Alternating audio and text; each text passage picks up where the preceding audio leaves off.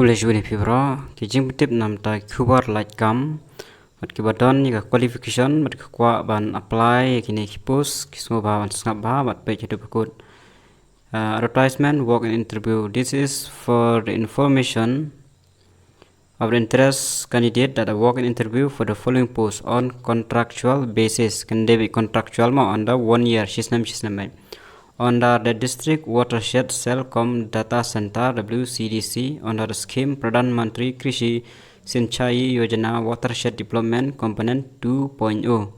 Ri bhoi district Nongpo will be held on the 20 October.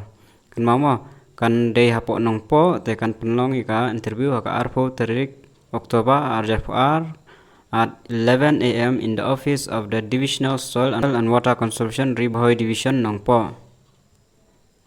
Tekidon lai tili ki post ki balaj kita kalong technical expert kawai tulop kadai lai phojar the qualification we belong bachelor degree in agriculture lane water resource and social mobilization with relevant experience. And number 2 accountant rudan nakawai ka post khasan hajar shibanai qualification we belong bachelor degree in commerce lane diploma in accounting and finance or with relevant experience. Dan data entry operator kawai ka post khal arajar shibanai bachelor degree in BCA lane DCA lane computer application or with relevant experiences in computer typing data entry etc.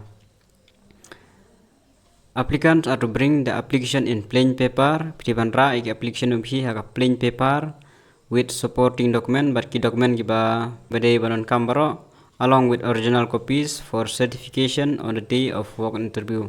Piabra lang barki original barki xerox. No TADA will be paid to the candidates or applicant. Successful candidate will be appointed to the post initially for 1 year subject to performance.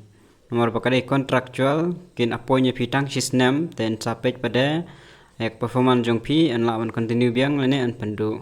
Kanau mangidon lightly technical expert, accountant and data entry operator kaja kadai po ri bhoi Piaban lai hapok office jong divisional soil and water conservation officer soil and water conservation division Nongpo haka arpo tarik Oktober ajar ar khatwai beje step tangini ginyu tip Khubor Laitkam.